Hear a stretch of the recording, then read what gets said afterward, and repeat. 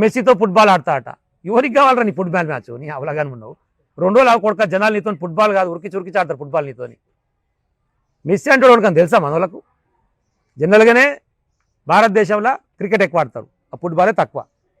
ఆ మెస్సీ అంటే ఆయన ఉత్తగా ఇట్లా ఒక యాడ్లు ఇట్లా కనపడితే, 1 నిమిషం కూడా కనపడితే 100 కోట్లు తీసుకుంటాడు. ఇప్పుడు వీడు పిలిస్తే పుణ్యానికి వస్తలేడు, వాడు పైసలు తీసుకునే వస్తుండు.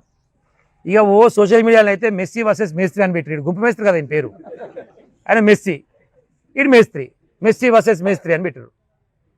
ఈయనకెందుకు మెస్సీ గానితో మెస్సీతో పని? ఈయనకెందుకు ఫుట్బాల్ మ్యాచ్? తెలంగాణ రాష్ట్రాన్ని పరిపాలించడం ముఖ్యమంత్రి కాబట్టి నేను ఫుట్బాల్ మ్యాచ్ ఆడుతుంటే ఈయన ఏం చేయాలి? ఈయన మ్యాచ్ ప్రాక్టీస్ చేస్తేందుకు, ఈయన మునగాడు పెద్ద ఫుట్బాల్ ప్లేయర్ అని, ఈయన ఓన్లీ ప్రాక్టీస్ చేసేందుకే MCHలో 5 కోట్లతో స్టేడియం కట్టిండు. ఈయన ప్రాక్టీస్ కోసం అట 5 కోట్లతో స్టేడియం. ప్రజాధన దుర్వినియోగం గురించి వీడు మాట్లాడతాడు.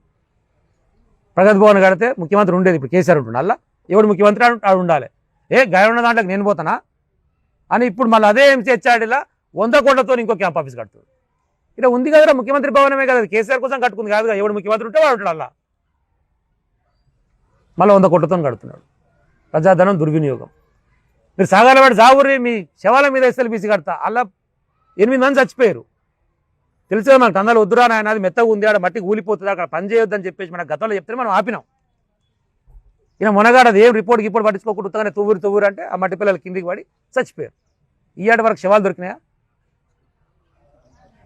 ఈయాటి వరకు చనిపోయినటువంటి శవాలను కూడా బయటికి తీసుకొచ్చేటువంటి ఒక ధైర్యం కానీ, దమ్ము కానీ, ఒక వ్యవస్థ కానీ, ఒక తెలివి కానీ లేనటువంటి దౌర్భాగ్యమైనటువంటి పనికిరానటువంటి పాస్మాన్ల ముఖ్యమంత్రి గారు రేవంత్ రెడ్డి గారు.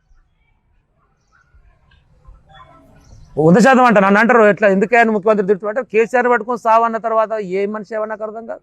తెలంగాణ జాతిపిత చావు నోట్లో తలబెట్టి తెలంగాణను సాధించి నిర్విరామంగా 10 సంవత్సరాలు పరిపాలించి అభివృద్ధి చేసి సంక్షేమం చేసి భారతదేశంలో ఎక్కడ లేనటువంటి అత్యద్భుతమైనటువంటి సంక్షేమ కార్యక్రమాలను పెట్టి ఉన్నదా రైతు బంధు ఎక్కడ ఇంతకుముందు ప్రపంచంలో ఉన్నదే ఎక్కడైనా కళ్యాణ లక్ష్మి లేనటువంటి మంచి నూతనమైన పథకాలు తీసుకొచ్చి మన బతుకులను బాగుపరిచే ప్రయత్నం చేస్తే ఆయనను పట్టుకొని పొద్దుగాలు వేస్తే నువ్వు చావు ఏం మాట్లాడుతున్నావు? మేము కూడా చాలా మాట్లాడవచ్చు, నువ్వు చావు అని చెప్పి నిన్ను కూడా మేము అనొచ్చు, గంటగంటకు కూడా మాట్లాడవచ్చు.